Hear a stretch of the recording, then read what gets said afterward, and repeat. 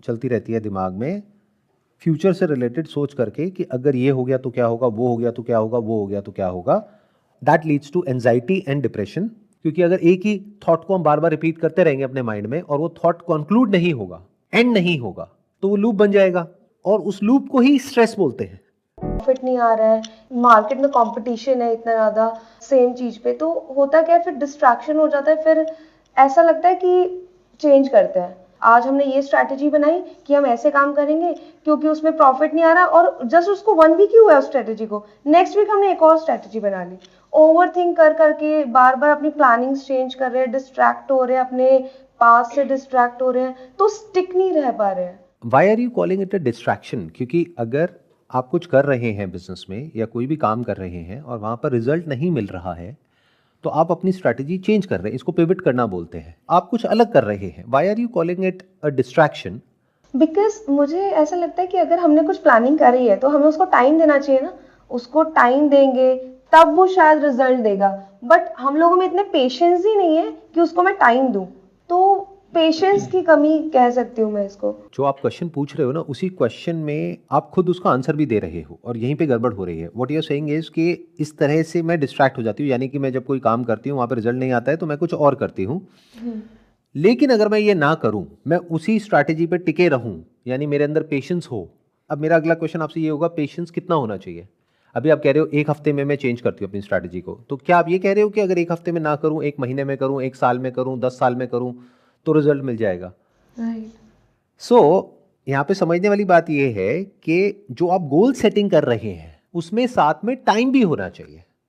अभी प्रॉब्लम ये है कि आपने एक स्ट्रैटेजी बनाई, बट आपने ये उसके साथ में नहीं अटैच किया कि कितने टाइम में ये डिसाइड होगा कि स्ट्रैटेजी काम कर रही है या नहीं कर रही है, या फिर उसका मेजरमेंट क्या है कि किस बेस पे आप कहोगे कि स्ट्रैटेजी सक्सेसफुल है या फेलियर है. फॉर एग्जाम्पल, आपने एक स्ट्रैटेजी बनाई और वहां पे 10 ऑर्डर आ गए और आप परेशान हो रहे हो. क्यों? क्योंकि आपने पहले से ये नहीं सोचा था, या तो आपने पहले से ये सोच लिया होगा कि ये करके 100 ऑर्डर आएंगे, तो इसका मतलब प्लानिंग में गलती हो गई. या फिर आपने ये टाइमलाइन सेट नहीं करी कि कितने टाइम में वो होगा तो हम उसको सक्सेस कहेंगे या फेलियर कहेंगे. तो it is not a problem of distraction, it is a problem of planning, कि प्लानिंग कैसे करें लाइफ में. But over think at the same time मेरे को ओवर थिंक होने लग जाता है कि नहीं हो पा रहा है, इससे मैं कैसे ओवरकम करूं. मतलब मैं ओवर थिंक इतना कर लेती हूँ कि फिर मैं उस प्लानिंग को चेंज कर देती हूँ. तो प्लानिंग को चेंज करना बुरा थोड़ी ना होता है. जो भी लोग सक्सेसफुल हुए हैं किसी भी बिजनेस में, आपको क्या लगता है कि उन्होंने अपने माइंड में एक प्लान बनाया और उस पर स्टिक हो गए और उनको सक्सेस मिल गई? ऐसा होता है? No. जैसा हम प्लान बनाते हैं लाइफ में वैसा कभी भी नहीं होता है. आप में से कितनों की शादी हो गई है? 2 की हुई है. तो जैसा सोचा था शादी के बारे में वैसा कुछ होता है? उससे बिल्कुल अलग ही कुछ हो रहा होता है ना.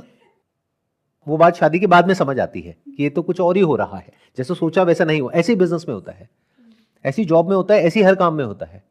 हम सोचते कुछ है, होता कुछ और है. तो जब उससे अलग हो रहा होता है जैसा हमने सोचा होता है, तो अपने प्लान को चेंज करना होता है. तो इसमें गलत क्या है? कुछ भी गलत नहीं है. Now you are saying overthinking. जो भी आपको यहां पर दिख रहा है या दुनिया में कुछ भी ऐसा दिख रहा है जो कि मैनमेड है, is it not a result of over thinking? किसी ने 1 पॉइंटेड थिंकिंग करी, जिसने करी पता नहीं उसके सर में कितना दर्द हुआ होगा, कितने उसने अपने दिन खराब करे होंगे जिंदगी के, या शायद पूरी जिंदगी खराब करी होगी, तब जा करके वो चीज पॉसिबल हो पाई. जैसे यहाँ पे कैमरा लगा है जो कि अभी हमको रिकॉर्ड कर रहा है हमारी कॉन्वर्सेशन को. सोचो जिसने कैमरा बनाया, क्या वो बिना थिंकिंग के बन गया? दैट मीन्स ओवर थिंकिंग करना गलत नहीं है. ओवर थिंकिंग करना बिल्कुल भी गलत नहीं है. सबसे पहले तो ये हमको समझना पड़ेगा, प्लस ये समझना पड़ेगा कि जो प्रॉब्लम आप कह रहे हो, क्या आप ओपन भी हो उस प्रॉब्लम के सॉल्यूशन के लिए, या फिर जो आप क्वेश्चन पूछ रहे हो उसी में आपके पास में आंसर भी है फिर भी आप पूछ रहे हो.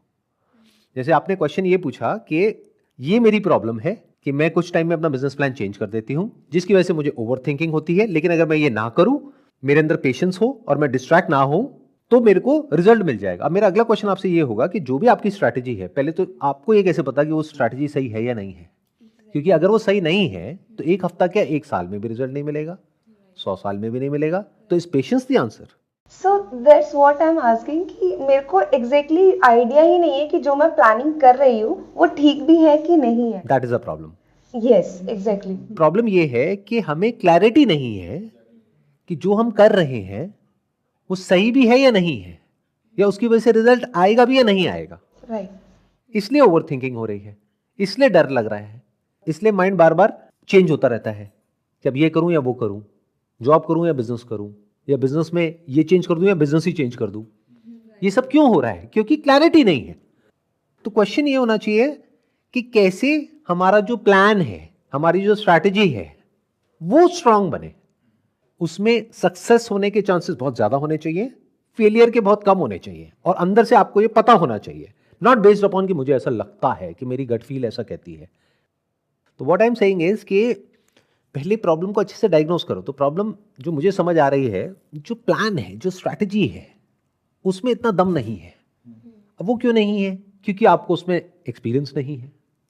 कोई प्लान जो आप बना रहे हो, अगर वो प्लान मैं बनाता हूं या कोई और इंसान है जिसने उस तरह का बिजनेस किया हुआ है, वो बनाता है और वो आपको बताता है कि इसको इस तरीके से कर लो, अब कोई डिस्ट्रैक्शन आएगा आपके माइंड में और वो आपको एग्जैक्ट बता दे कि देखो ये करने से इतना टाइम लगेगा, और आपको कॉन्फिडेंस हो कि वो इंसान जो गाइड कर रहा है वो अपने फायदे के लिए आपको गाइड नहीं कर रहा है कि जो मैं प्लान दे रहा हूं ना, इस पे चल करके तुम 10 लाख 20 लाख 50 लाख रुपए महीने का कमाओगी, बस मुझे 1 लाख रुपए दे दो। तो इसका मतलब क्या हुआ कि वो इंसान अपने फायदे के लिए आपके प्लान को मैनिपुलेट कर रहा है। बट मान लो आपको कोई वेल विशर है, फैमिली में, फ्रेंड सर्कल में, या कहीं कोई कनेक्शन में, कहीं ना कोई तो होता है ना, जो वैसा कुछ कर रहा होता है जैसा कि आप कर रहे हो। तो अगर उनको आप अप्रोच करो, उनके साथ टाइम स्पेंड करो। पर मुझे ऐसा लगता है सर कि कोई भी सही एडवाइस नहीं करता। हर कोई जो भी पर्सन एडवाइस करता है वो अपने एंड पे एडवाइस करता है। मुझे ऐसा लगता है अगर इंजीनियर से इंजीनियर वाले क्वेश्चन करे जाए तो ही बेटर है, उससे मेडिकल के क्वेश्चन करेंगे तो वो क्या आंसर करेगा।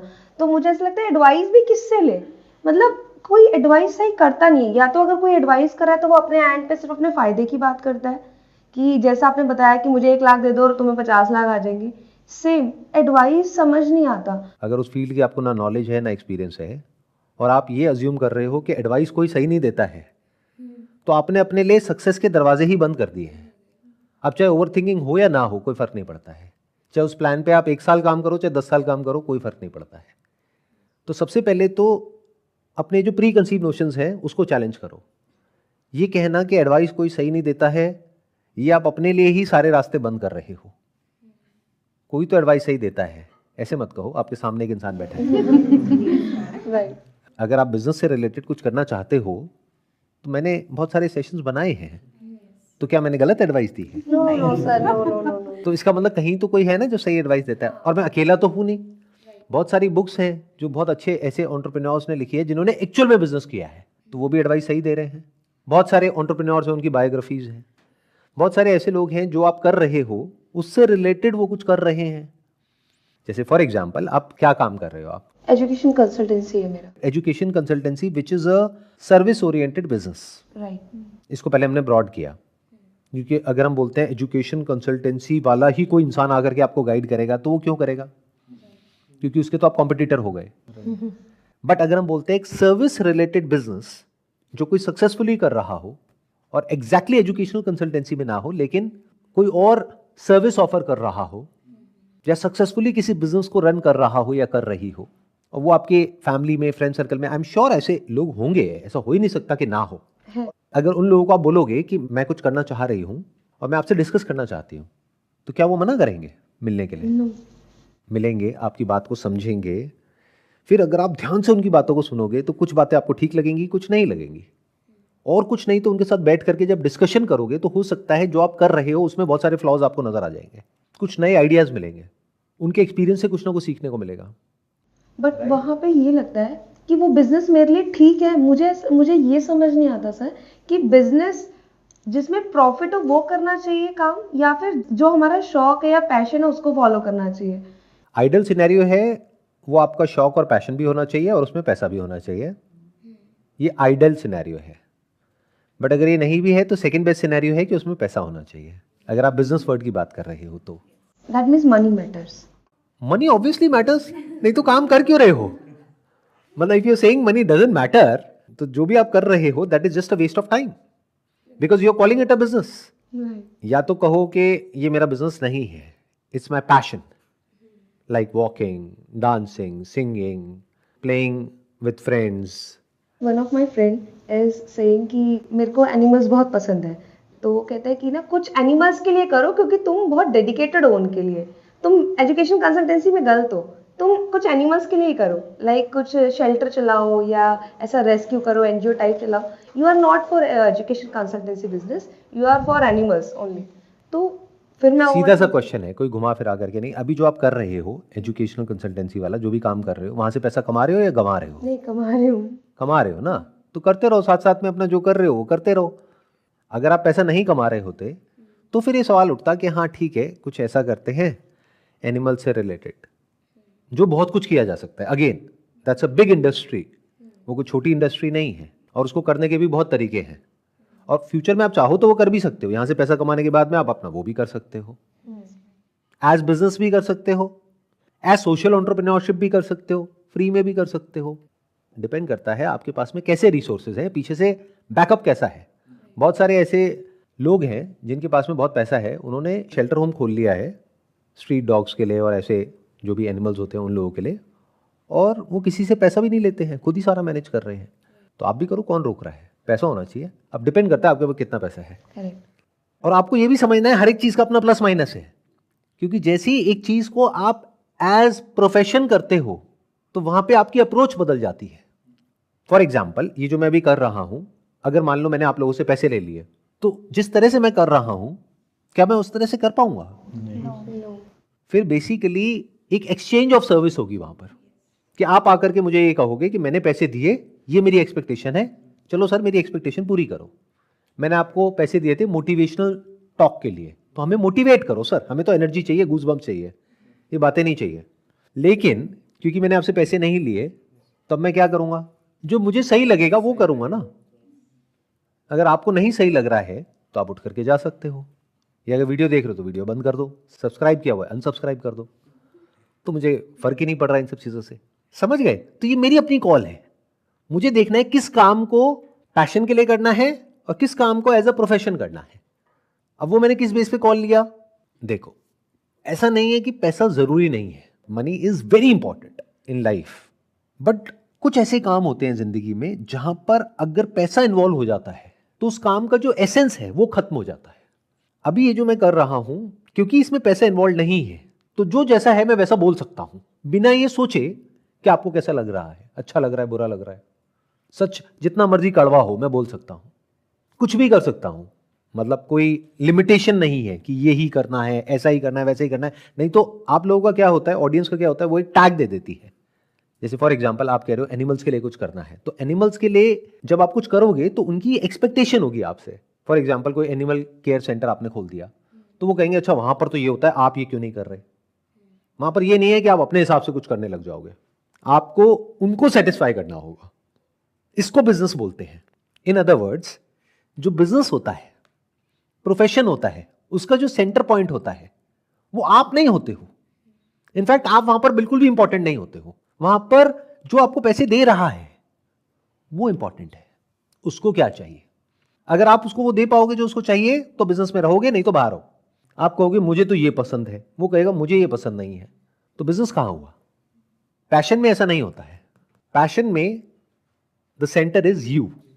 जो आपको पसंद है वो करो, किसी के बाप का कर्जा नहीं देना, तो वो आप किसके लिए कर रहे हो? अपने लिए। हाँ, उससे किसी का बेनिफिट हो रहा है नहीं हो रहा है doesn't matter, but you are doing it because आपको अच्छा लगता है वो करना। और ये जो फर्क है इसको समझना बहुत जरूरी है, क्योंकि बहुत लोग नहीं समझते हैं इस फर्क को। Sir I am passionate about this, इससे मैं पैसा कैसे कमाऊं? इट डजंट मैटर भाई कि तू कितना पैशनेट है कितना नहीं है। जो पैसा दे रहा है उसको समझ कि ये जो तू काम कर रहा है उसके लिए वो कितना पैसा देने को तैयार है। वो सामने वाला बंदा कहे कि मैं तो तेरे को 50 रुपए दूंगा, तो हाँ तेरी 50 रुपए ही है वैल्यू, तो अपने माइंड में कुछ भी सोचता रहे। That is called market value. उस इंसान की वैल्यू मार्केट डिसाइड करेगी, बट पैशन में ऐसा नहीं होता है। तो इसलिए इन दोनों को आइडियली हर इंसान को अलग अलग रखना चाहिए। पैसे को, पैशन को, रिलेशनशिप को, ये अलग अलग चीजें हैं। बट हमारे केस में क्या होता है, बहुत सारे लोगों के केस में सब कुछ मिक्सअप हो जाता है। रिलेशन में पैसा घुसा पड़ा है, पैसे में रिलेशनशिप आया पड़ा है, पैसा कमा रहे हैं, ब्रेकअप हो गया, अरे तो दो अलग अलग चीजें हैं। उसको उससे क्या कनेक्शन है? काम पे ध्यान दो। ब्रेकअप हो गया तो गुस्सा आ रहा है अंदर से, और एनर्जी लगाओ काम के अंदर, काम को और अच्छे से करो। और पैशन में हम कंफ्यूज होते रहते हैं। अगर आपको ये गलतफहमी है कि अगर अपना पैशन फॉलो करोगे तो उसके बाद में सब कुछ बहुत अच्छा हो जाएगा या आपको बहुत मजा आएगा, तो ऐसा नहीं होता है। अपना पैशन फॉलो करने में भी बहुत सारे ऐसे काम करने होते हैं जो आपको करना पसंद नहीं है, बहुत सारे सैक्रिफाइसेस देने होते हैं, अपने आप को चेंज करना होता है। जहां पैशन प्रोफेशन बनता है, आपके ऊपर ऑब्लिगेशन आनी ही आनी है, नो मैटर व्हाट। मान लो आप जॉब कर रहे हो कहीं पे, तो अब आपके ऊपर ऑब्लिगेशन आ गई ना, जो आपको सैलरी दे रहा है उसकी टर्म्स एंड कंडीशंस है, उसको आपको फॉलो करना पड़ेगा। पसंद है नहीं है, डजंट मैटर, नहीं कर सकते तो जाओ जी, बाहर जाओ, कोई और आ जाएगा, as simple as that. Business कर रहे हो, अपने स्टाइल से करना चाहते हो, मान लो आप ज्वेलरी का बिजनेस कर रहे हो, कपड़ों का कर रहे हो, अब वैसे कपड़े बेचना चाहते हो जो आपको अच्छे लगते हैं, लोगों को नहीं अच्छे लगते, कहेंगे ये नहीं चाहिए हमें, और अगर चाहिए भी तो इस प्राइस पॉइंट पे नहीं चाहिए, हो गया बिजनेस खत्म शुरू होने से पहले ही। तो वहां पे तो सिंपल ये समझना होता है कि सामने वाले को क्या चाहिए और उसके अकॉर्डिंग उसको पूरा करना होता है। अब कुछ रेयर केसेस में ऐसा होता है कि वो आपके पैशन से कनेक्ट हो रहा होता है, बट उसमें भी ट्वीकिंग करनी होती है। एग्जाम्पल दूं, जैसे मेरा पैशन क्या था एक टाइम पे, दैट वाज फोटोग्राफी। तो एज फोटोग्राफर मैं या जो मेरी टीम है, हम एक पर्टिकुलर तरह का शूट करना चाहते हैं जो हमको अच्छा लगता है करना, बट मार्केट को वो खरीदना अच्छा नहीं लगता है। बिकते वही शॉट्स हैं जो पिछले बहुत सालों से बिकते आ रहे हैं, मतलब कि एक पैटर्न है जहां पे क्रिएटिव शॉट्स लोग देख करके बोलते तो हैं कि ये बहुत अच्छा है, बट खरीदता कोई नहीं है। खरीदते क्या है? वही जो बेसिक से शॉट जो हर एड में देखते हो कि एक फैमिली है, मदर फादर दो बच्चे, चारों ने एक दूसरे को हक किए हुए स्माइल करके कैमरे में देख रहे हैं, हो गया शॉट, बेस्ट सेलिंग शॉट। तो पैशन के बाद भी करना तो वही पड़ रहा है जो क्लाइंट कह रहा है, चाहे उसमें आपका इंटरेस्ट है या नहीं है। और कोई भी पैशन हो, कैसा भी हो, एक पॉइंट के बाद में जाकर के बोरिंग हो जाता है, ये भी समझना होता है। तो अब क्या होता है कि अगर तो आपका प्रोफेशन है तो चाहे वो बोरिंग है या नहीं है, करना है तो करना है, क्योंकि पैसा वहीं से आना है। बट अगर उसको आपने अपना प्रोफेशन नहीं बनाया है, इन दोनों को स्मार्टली अलग अलग रख दिया है, अपने पैशन को प्रोफेशन को, तो फिर क्या होता है कि जहां आपको बोरिंग लगने लग जाता है, आप उस काम को बंद कर सकते हो या ट्रैक को चेंज कर सकते हो, कुछ और करो। आपने अभी बताया कि overthinking is good. Now if I ask you कि overthinking leads to depression, and वो इतनी मतलब कुछ चीजें जो हुई नहीं है हम उसके बारे में सोचते रहते हैं फुल डे, एंड वही सोचना, I guess this is called overthinking for me in my case. And हम उसी चीज को सोच के सोचते हैं कि बस ऐसा होगा तो क्या होगा, तो मेरा रिएक्शन इस बेसिस पे कैसा होगा। मैं वो चीज कभी स्टॉप नहीं कर पाती हूँ। आपने कहा कि ओवरथिंकिंग चलती रहती है दिमाग में, फ्यूचर से रिलेटेड सोच करके कि अगर ये हो गया तो क्या होगा, वो हो गया तो क्या होगा, वो हो गया तो क्या होगा। That leads to anxiety and depression, क्योंकि अगर एक ही थॉट को हम बार बार रिपीट करते रहेंगे अपने माइंड में और वो थॉट कंक्लूड नहीं होगा, एंड नहीं होगा, तो वो लूप बन जाएगा, और उस लूप को ही स्ट्रेस बोलते हैं। फिर हमारी बॉडी के लेवल पे भी स्ट्रेस क्रिएट होगा। जैसे ब्रेन के लेवल पे आप बहुत ज्यादा सोचोगे, और अगर आपकी जो अवेयरनेस है वो एक पर्टिकुलर लेवल की है, यानी कि आप अवेयर हो अपनी बॉडी को लेकर के, तो आप देखोगे स्टमक में कॉन्ट्रैक्शंस हो रही हैं। मतलब सोच रहे हो दिमाग में, लेकिन स्टमक में कुछ सेंसेशंस हो रही हैं। स्टमक के लेवल पे प्रॉब्लम होनी शुरू हो गई है, डाइजेशन के लेवल पे प्रॉब्लम होनी शुरू हो गई है। अब इसका सोल्यूशन क्या है? जो स्पेसिफिकली आपने पूछा कि फ्यूचर से रिलेटेड मेरे माइंड में बहुत सारे सिनेरियोज क्रिएट हो जाते हैं, जिसको लेकर के ओवर थिंकिंग चलती रहती है। तो जो भी वो सिनेरियोज हैं वो बहुत ज़्यादा नहीं होंगे, कुछ गिने चुने होंगे। वो मैं बता देता हूँ क्या होंगे। एक रिलेशनशिप से रिलेटेड होगा, तो उसका वर्स्ट केस भी देख लो, बेस्ट केस भी देख लो, मिड केस भी देख लो। वर्क से रिलेटेड होगा, काम से रिलेटेड, बेस्ट केस देख लो, मिड केस देख लो, वर्स्ट केस देख लो, तीनों की प्लानिंग कर लो। यही तरीका है और कोई तरीका नहीं है। मतलब कि अगर आप बैठे बैठे सोचते रहे तो क्या उससे ये प्रॉब्लम कभी भी सॉल्व होने वाली है? क्योंकि आप जो सोच रहे हो फ्यूचर में कि ऐसा हो सकता है, एक्चुअल में हो सकता है वही सोच रहे हो। कभी क्या आप ये सोच करके परेशान होते हो कि कल मेरे घर के बाहर एलियंस आ जाएंगे, वो कब्जा कर लेंगे? ऐसा सोचते हो? नहीं। यहां तक कि आप अर्थक्वेक के बारे में भी नहीं सोचते, जिसकी होने की पॉसिबिलिटी हो सकता है उससे बहुत ज्यादा हो जिसके बारे में आप सोच रहे हो। सीस्मिक जोन 4 में रह रहे हो, देयर इज अ पॉसिबिलिटी कि जो आप सोच रहे हो ना कि ऐसा होगा 10 साल बाद, उससे पहले आप मर ही जाओगे, करेक्ट, मलबे में दब करके। लेकिन हम उसके बारे में नहीं सोच रहे। तो आप किसके बारे में सोच रहे हो? वो जो हो सकता है, तभी तो प्रॉब्लम हो रही है। अब आप ये समझो कि आप सोच क्या रहे हो। फिर आप ये सोच रहे हो कि मेरी ये रिलेशनशिप है, इसमें कल को ये हो गया तो क्या होगा, वो हो गया तो क्या होगा, ये जॉब है, कल को ये जॉब चली गई तो क्या होगा, यही सब तो सोच रहे हो। तो हर एक चीज का एक बैकअप प्लान बना लो। सर इसमें एक प्लस और है मेरे तरफ से, जो मेरा पर्सनल होता है कि ये हुआ तो क्या होगा और इस पे मेरे को गुस्सा आया तो मैं क्या करूंगी। So I have anger issues on that sometimes. तो वो मुझे ऐसा लगता है मैं वो कैसे काम डाउन करूं, अगर ऐसा हुआ तो मुझे इस बेसिस पे बहुत गुस्सा आएगा, हाउ विल आई रिएक्ट। इसी आर्ग्यूमेंट को थोड़ा और आगे कंटिन्यू करते हैं। आपने कहा कि मैं ये सोच करके परेशान होती हूं कि अगर ऐसा हो गया तो मुझे बहुत गुस्सा आएगा। For example, just an imaginary situation, आपसे रिलेटेड नहीं है, जनरल है कि कोई इंसान मैरिड है, अब वो ये सोच रही है बैठ करके कि मेरा पति है, उसका अफेयर कहीं हो, मुझे ना पता हो, दैट्स ओके, बट अगर मुझे पता लग गया तो मुझे बहुत गुस्सा आएगा। तो इस आर्ग्यूमेंट को थोड़ा सा और आगे बढ़ाते हैं। गुस्सा आ गया तो क्या हो जाएगा? दुनिया खत्म हो जाएगी, भूचाल आ जाएगा, क्या हो जाएगा? सामने वाला भी गुस्सा करेगा, ठीक है उसको भी आ गया, क्या हो जाएगा? Explain it to me. Relationship खराब हो जाती है। नहीं, क्यों रिलेशनशिप खराब हो जाएगी? Why are you saying that? अच्छा एक बात बताओ, आपने कहा रिलेशनशिप खराब हो जाएगी, आपके माँ बाप के बीच में कभी लड़ाइयाँ हुई हैं? नहीं हुई हैं? कितनी हुई हैं और कितनी बड़ी बड़ी हुई हैं? हो गई रिलेशनशिप खराब या अभी भी साथ में रह रहे हैं? जब भी हमारी लाइफ में कुछ बहुत बड़ी गड़बड़ होती है तो गुस्सा आना नेचुरल है। गुस्सा सिर्फ इंसानों को नहीं आता, जानवरों को भी आता है। जानवरों को भी छेड़ करके देखो, तो कोई भी किसी को छेड़ता है तो गुस्सा आना नेचुरल है। अब आप क्या कर रहे हो? आप कह रहे हो कि मेरे को कोई तंग तो करे लेकिन मुझे गुस्सा ना आए। क्या ऐसा हो सकता है?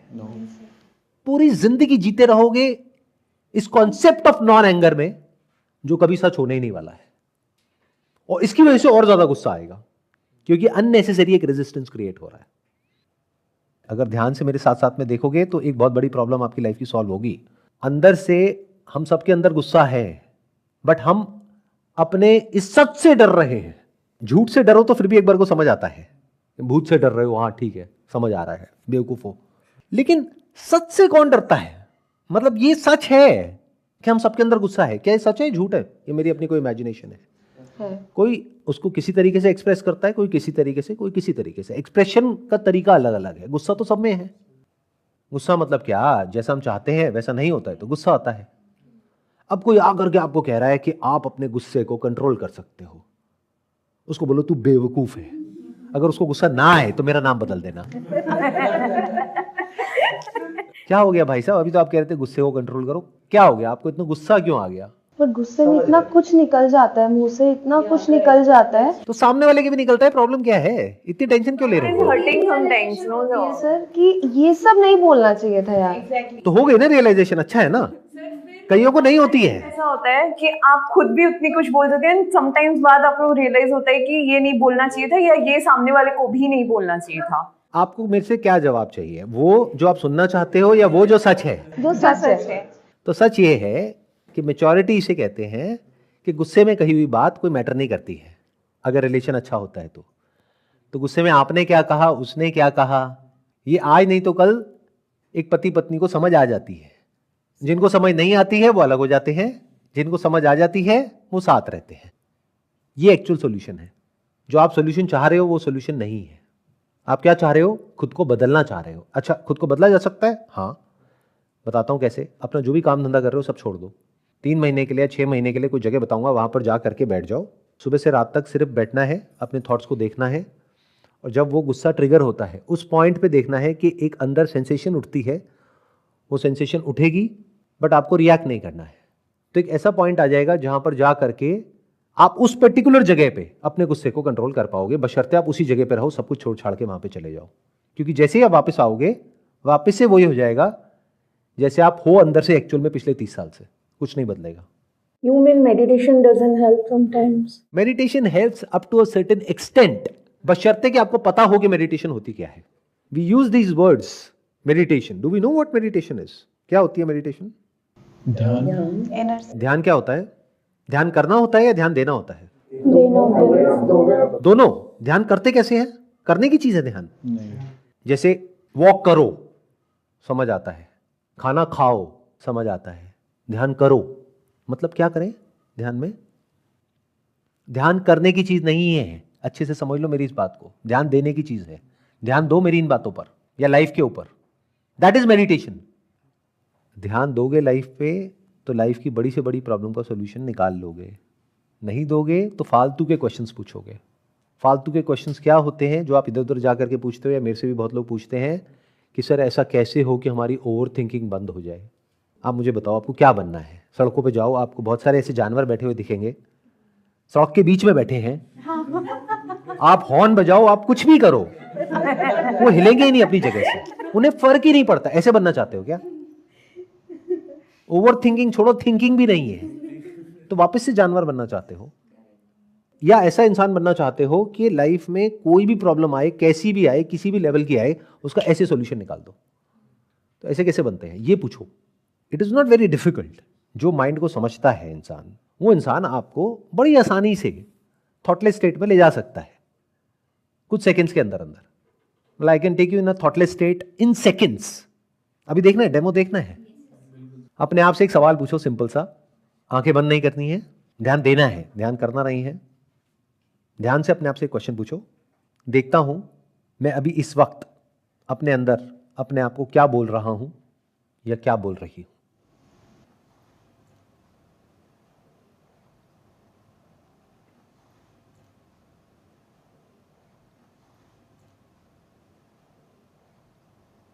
Nothing mystical about it. जैसे हम बोलते हैं, अभी मैं बोल रहा हूं, आप भी बोलते हो, बोलते रहते हो ना सुबह से रात तक, ऐसे ही हम अपने अंदर भी तो बोलते हैं ना। देखो क्या बोल रहे हो अपने अंदर अभी इस वक्त। जैसे बाहर हल्की सी आवाज हुई, उसके बारे में बोला ना, तो क्या ऐसा नहीं हो रहा कि बीच बीच में कुछ बोल रहे हो, यानी कि सोच रहे हो, और बीच बीच में कुछ नहीं बोल रहे हो? यस, इसको थॉटलेस स्टेट बोलते हैं। इसमें क्या मिस्टिकल है? और कितने सालों की प्रैक्टिस लगी यहां तक पहुंचने में। There is no thought without a word. Word is thought. Word given to a person और a thing is called thought. But अब प्रॉब्लम क्या है कि इस स्टेट में आप कितनी देर रह सकते हो? 1 मिनट, 2 मिनट, 10 मिनट, चलो मान लो 24 घंटे भी रह लिए। बट ये सब कुछ देर के लिए ठीक है, कुछ दिनों के लिए ठीक है, वो भी तब जब आप अपनी लाइफ की जो बेसिक प्रॉब्लम्स हैं उसके सॉल्यूशंस थॉट से निकाल चुके हो, और अब आपको उस थॉट की जरूरत नहीं है, तब इसकी जरूरत पड़ेगी। जब आप इतने इंटेलिजेंट हो जाओ, इंटेलिजेंट का मतलब क्या कि लाइफ में जो भी करने लायक है वो सब कर सको, तो एक ऐसा पॉइंट आएगा जब जा करके ये जो इंटेलिजेंस है ये आपके लिए किसी काम की नहीं है, क्योंकि आपको अपने सर्वाइवल की टेंशन नहीं है, आपको पैसे की टेंशन नहीं है, आपके पास में एक कंफर्टेबल लाइफ है, एक अच्छा रिलेशन है, सब कुछ सही है, अपनी हेल्थ को भी आपने मेंटेन कर लिया है एक पर्टिकुलर लेवल तक। अब थॉट का क्या करोगे? थॉट किस लिए चाहिए होता है? कुछ करने के लिए। यस, थॉट दो तरीके का होता है। एक होता है यूजलेस थिंकिंग, जो लूप में गोल गोल गोल गोल घूमती है, जिसका कोई मतलब नहीं है, कोई एंड नहीं है। इतना आपको पता होना चाहिए कि वो थॉट जो भी आपके माइंड में चल रहा है वो सोचने से कुछ होगा या नहीं होगा, उसको सोचने का कोई फायदा है या नहीं है। अगर फायदा नहीं है फिर भी आप सोच रहे हो तो आपको मेडिटेशन की जरूरत नहीं है, आप बेवकूफ हो। पहले अपनी समझदारी पे काम करो। इतनी सी बात को मेरी समझो कि जो फालतू की चीजें सोचते हो वो सोचना बंद करो, और जो काम की चीजें हैं वो सोचना शुरू कर दो। इसको दूसरे तरीके से बोलूं तो जब काम की चीजें सोचना शुरू कर दोगे तो फालतू की चीजें सोचने के लिए टाइम ही नहीं बचेगा। इतना पता है कि क्या काम का है क्या फालतू का है? यस, तो अगर आप बिजनेस कर रहे हो तो बिजनेस में काम का क्या है और फालतू का क्या है? फालतू का है कि एक प्रॉब्लम को डायरेक्टली ना देखना, इनडायरेक्टली देखना, कि उसमें बहुत सारे कॉन्सेप्ट्स घुसा देना कि मेरा ये बिजनेस है, उसमें ये वो ये पूरा एक खिचड़ी बना देना अपने माइंड में, और उसमें गोल गोल गोल गोल घूमते रहना। उससे क्या होगा? अननेसेसरी जो काम होना चाहिए, यानी कि बिजनेस में प्रॉफिट आना चाहिए, वो नहीं आएगा, बाकी सब कुछ हो जाएगा। थ्योरेटिकली इंटेलेक्चुअल स्टिमुलेशन हो जाएगा, बैठ करके कुछ भी कॉन्सेप्ट्स बनाते रहो और वर्ड्स में ही खोए रहो। Those words could be distraction, those words could be patience। इस सबका प्रॉफिट से क्या कनेक्शन है? सीधा पॉइंट पे आओ ना, प्रॉफिट। बिजनेस का दूसरा मतलब क्या है? प्रॉफिट। अब प्रॉफिट कैसे होगा उस पे आ जाओ, और वहां पे ओवर थिंकिंग करो, दिमाग लगाओ कैसे होगा। तो once we are clear with that कि इन दोनों में से कौन सा काम का थॉट है और कौन सा काम का नहीं है, काम का मतलब क्या, एक प्रॉब्लम है उसका सोल्यूशन निकाल लो। फ्यूचर से रिलेटेड कोई एंजाइटी हो रही है माइंड में, तो थिंक अबाउट इट, क्यों हो रही है, क्या हो रही है। मान लो आपकी शादी हो गई है, बच्चे हैं, अब आपको ये टेंशन हो रही है कि कल को मुझे कुछ हो गया या मेरे हस्बैंड को कुछ हो गया तो बच्चों का क्या होगा। तो अपनी इंश्योरेंस करा लो, मर तो सकते ही हो। अब मेरे से क्या एक्सपेक्ट करते हो, मैं यहाँ पे आकर के आपको ये बोलूं कि नहीं नहीं ये सब मत सोचो, क्यों सोचते हो, शुभ शुभ बोलो ना। अरे क्यों मरोगे, अभी तो तुम्हारी उम्र ही क्या है, तुमसे छोटी छोटी उम्र के बहुत लोग मर रहे हैं। तो कोई भी मर सकता है, कभी भी मर सकता है, तो उसका सॉल्यूशन निकाल लो। आपको पता होना चाहिए कि अच्छा क्या होगा, कैसे होगा, उसकी प्लानिंग कर लो बेसिक सी। अब इसमें क्या होगा, जब शुरू शुरू में इस तरीके की अप्रोच आप पकड़ोगे तो आपके आसपास वाले लोग थोड़ा सा अनकंफर्टेबल होंगे, धीरे धीरे उनको आदत हो जाएगी कि ये तो थोड़ा अलग है इंसान हम लोगों से, या जो भी नॉर्मल सो कॉल्ड लोग होते हैं उनसे। सर इस सेंटेंस में कितनी सच्चाई है, और या फिर इसके साथ रहना चाहिए just go with the flow. लोग कहते हैं कि जैसा हो रहा है ना होने दो, just go with the flow. बिल्कुल बकवास बात है, बहुत बकवास। हाँ, इससे बकवास कोई बात हो ही नहीं सकती। गो विद द फ्लो, इस वक्त जो यंग जनरेशन है यानी स्कूल कॉलेज के बच्चे हैं, they are all going with the flow. And what is the flow, social media is the flow, yes, Instagram is the flow, reels is the flow, comparison is the flow. Flow कहां पर है, imitation, comparison, jealousy, time pass करना, time को किल करना, instant gratification, ये है flow. एक बच्चे को छोड़ दिया जाए उसके हालात पर और बच्चे को बोला जाए गो विद द फ्लो, तो बच्चा कहां जाएगा, वहीं जाएगा जहां उसको मजा आता है। और उस मजे की वजह से क्या होगा, वो फंस जाएगा। जहां से भी उसको मजा मिल रहा है, चाहे वो कोई चीज हो चाहे कोई इंसान हो, उसके ऊपर वो डिपेंड हो जाएगा। जहां से भी थोड़ा सा भी पेन मिल रहा है उन सब से वो कट जाएगा, और जो भी उसके अपने होंगे वो उसको सही रास्ते पे लाना चाहेंगे, तो वहां से पेन मिलेगा। इन अदर वर्ड्स क्या हुआ, उस बच्चे के साथ में पेरेंट्स से कट गया और फालतू के जो लोग हैं उनसे जुड़ गया। तो क्या हुआ, go with the flow. What is go with the flow, समझे। इसका एक दूसरा एक्सट्रीम भी है, वो क्या है, चेंज द फ्लो। मतलब क्या, पूरी दुनिया को बदल के रख देंगे। आज के बाद ना मैं ये मोबाइल को स्विच ऑफ करके अंदर रख दूंगा या अंदर रख दूंगी, मैंने ये वीडियो देख ली, अब मैं मोटिवेट हो गया हूं, आज के बाद इसको हाथ भी नहीं लगाऊंगा मैं। ये क्या हुआ, एक एक्सट्रीम से जहां आपको एडिक्शन है मोबाइल से, 6 घंटे तक टाइम पास कर रहे हो, अब कह रहे हो मैं 1 मिनट भी हाथ नहीं लगाऊंगा। उसके बाद में उस थॉट पे टिके 1 घंटा 2 घंटा, ये भी मैंने ज्यादा बोल दिया। उसके बाद में फड़फड़ाए और जा करके मोबाइल निकाल करके ले आए, तो क्या हुआ, आपको ना तो फ्लो के साथ जाना है ना फ्लो को बदलना है। You can not change the flow, you can just work on yourself.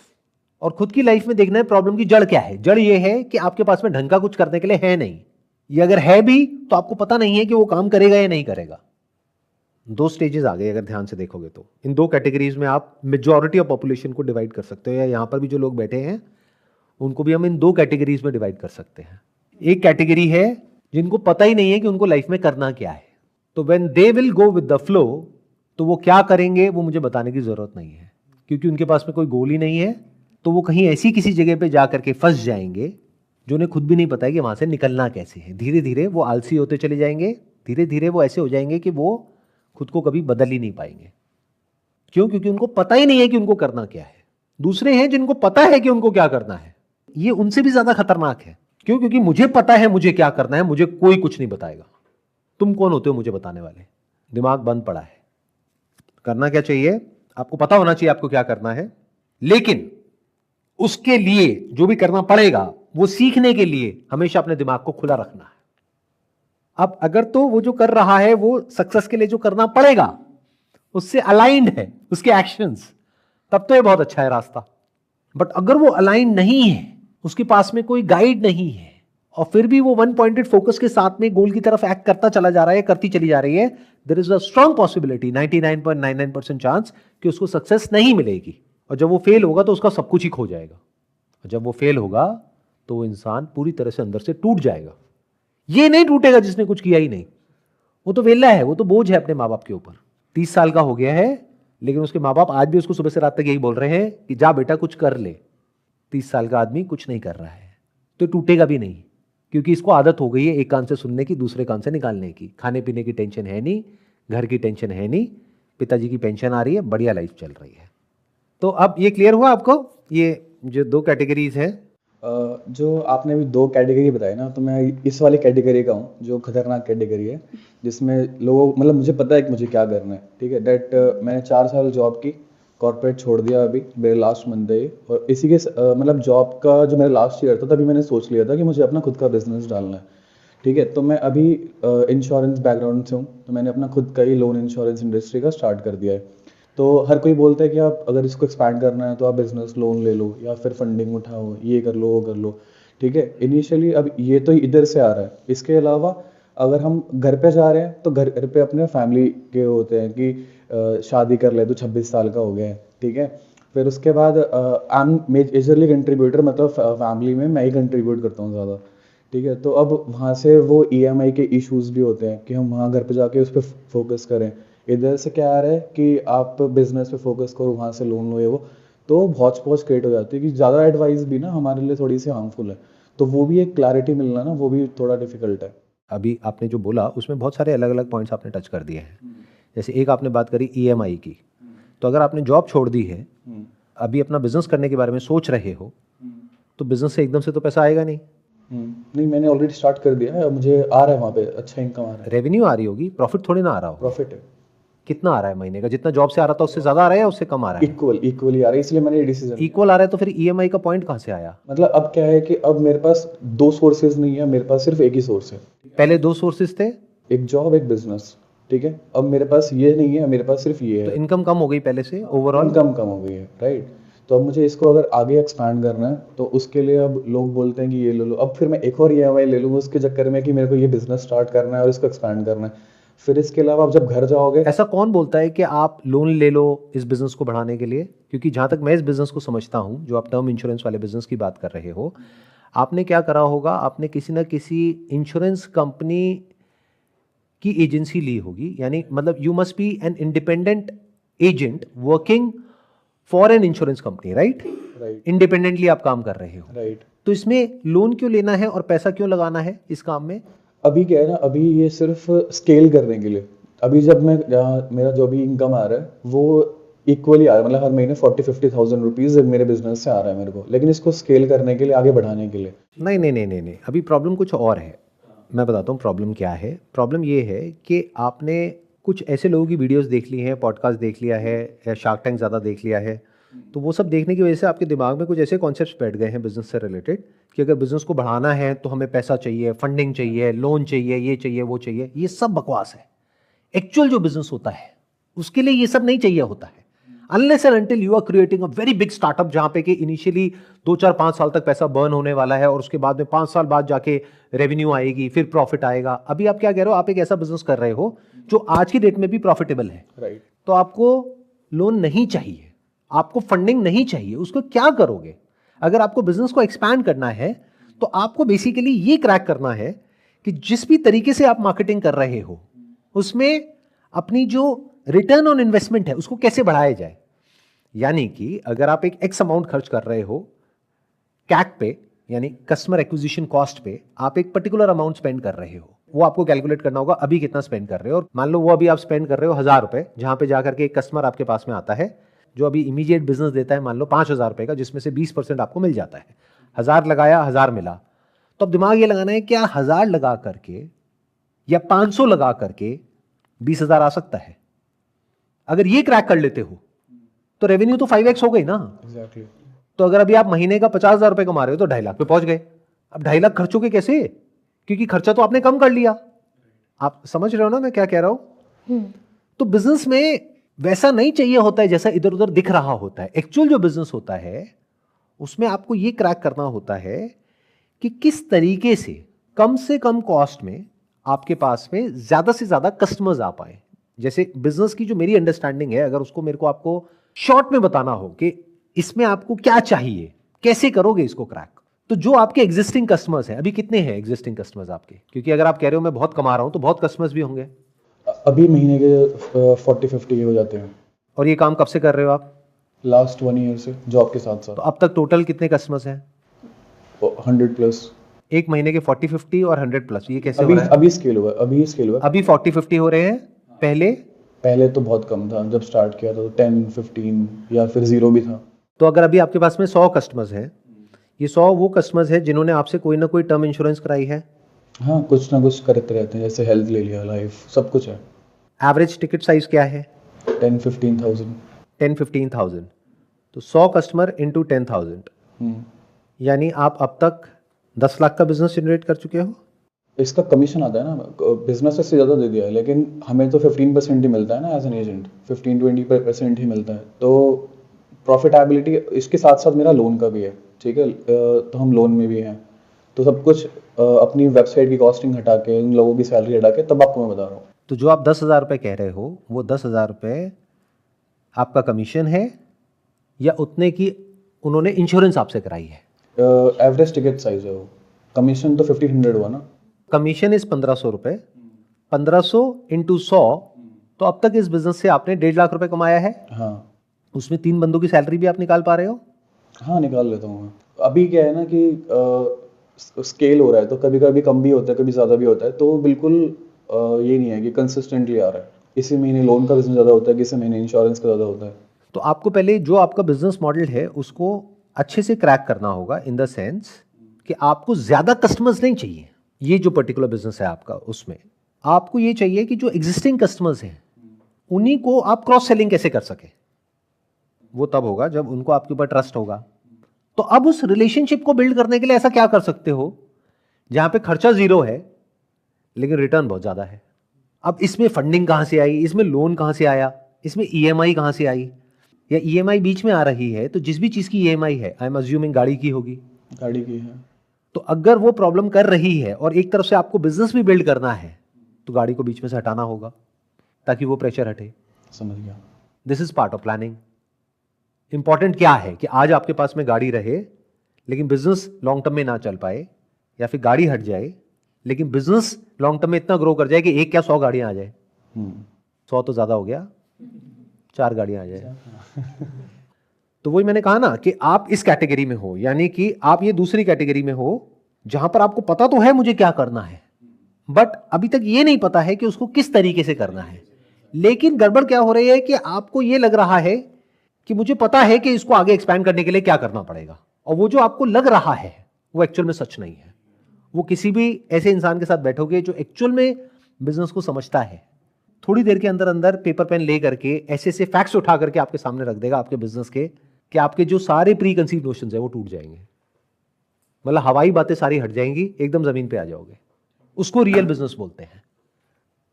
Business has got nothing to do with जैसा आपको लग रहा है। ग्राउंड रियलिटी को समझ के उसके हिसाब से एक्ट करना होता है। जैसे आपको क्या करना है कि इस बिजनेस में वो लोग जो सक्सेसफुल हैं, और इस बिजनेस में तो मजे की बात क्या है कि जिस भी इंश्योरेंस कंपनी के साथ में आप जुड़े हुए हो उनकी बहुत सारी कॉन्फ्रेंसेस होती रहती हैं, मीटिंग्स होती रहती हैं, तो वहां पर आप जाते रहते होगे, औरों से भी मिलते होगे। बिल्कुल। तो आप तो सबसे कनेक्टेड हो, जहां पर सब एक दूसरे के साथ में इंटरेक्ट कर रहे हैं, सब एक दूसरे से सीख रहे हैं। सीखने वाला होना चाहिए। तो वहां पर तो आपको जा करके ऐसे जो लोग जो सक्सेसफुल हो रहे हैं वहां पर उनके साथ में जाना है, उनके पास में जाके टाइम स्पेंड करना है। किसी भी बहाने से थोड़ा बेशरम बनना होगा। मतलब मान लो किसी पर्टिकुलर सिटी में कोई रहता है तो आप एक्चुअल में नहीं जा रहे वहां पे, लेकिन उनको आपने फोन किया कि अगले हफ्ते मैं वहां पर आ रहा हूं, आप हो ना? तो क्या कहेगा? नहीं हूं मैं। वो कहेगा आ जाओ, घर आ जाओ, लंच करते हैं। तो वहां से हो सकता है आप कुछ ऐसा सीख जाओ जो वो एक चीज सीखोगे वो एक तरफ, और जो भी अपने माइंड में बैठ करके सोच रहे हो वो सब एक तरफ। बट ये सब काम अपने आप नहीं होता है, ओवर थिंकिंग से नहीं होता है, गोइंग विद द फ्लो से नहीं होता है, करना पड़ता है। तो have a solution oriented mind with one pointed focus. In other words, जब भी आपके माइंड में कोई भी कंफ्यूजन होता है, किसी भी तरह का कोई भी कॉन्फ्लिक्ट होता है, तो you are not in flow. But जब कोई कंफ्यूजन नहीं होता है, बिल्कुल क्लियर होता है कि अभी क्या करना है, कैसे करना है, तो you are in a state of flow. उसको अचीव करना है। सर पास्ट से कैसे निकले अपने?